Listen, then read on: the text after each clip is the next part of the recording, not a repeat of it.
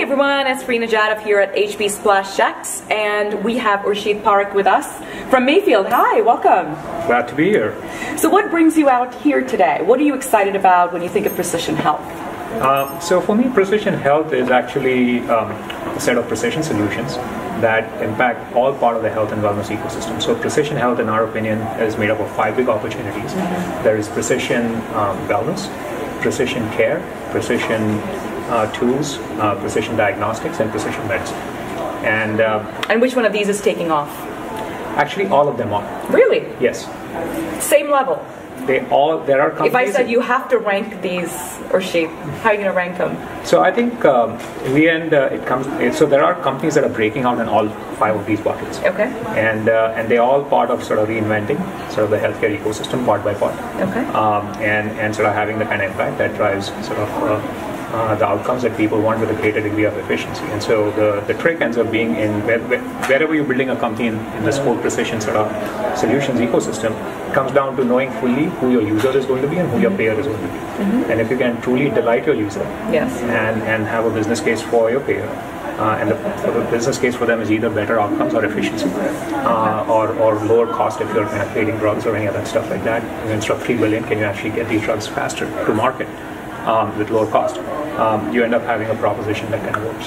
And so the top mistake actually ends up being is that people end up spending all their seed money on only the product without figuring out the business model. Yes. And then they come looking for bridge loans. Yeah, well, but I think the other part is that you cannot really, I mean, you need a sufficient amount of financing to kind of do this thing, right? So the bridge loan part can only work for a temporary thing. Yes. Yeah. How much seed funding does a startup need these days in this precision health space to get to exactly the kind of milestones you're talking about? So it depends on the category and the company. We have a company called Juventus, which is precision care in hospitals, and it's become the leading company on application of AI in hospital operations.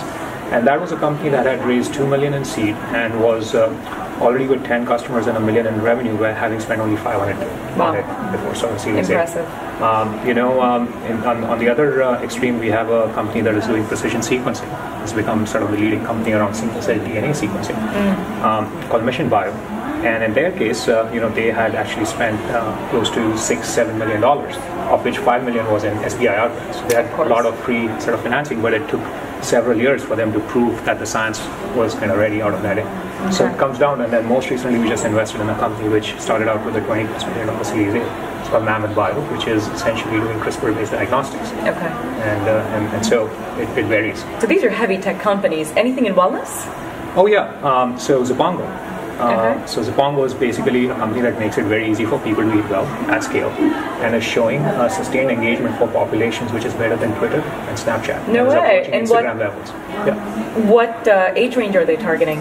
So they target full populations. What makes their solution so effective is that they're able to address a very broad-based population. Okay. And they have figured out the business model where they get the employers and payers to pay for it, because they are carrying sort of the population health risk.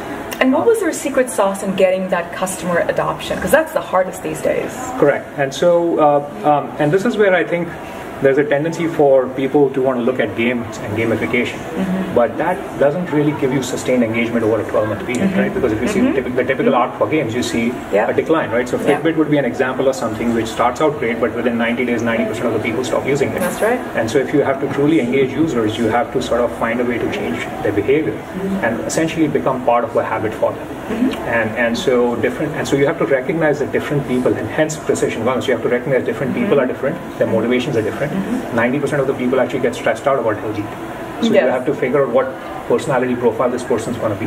What do they care about? Do they care about cost, healthy eating, convenience, sort of taste, and then kind of find this optimal match where you're sort of evolving their digital environment and sort of getting that right.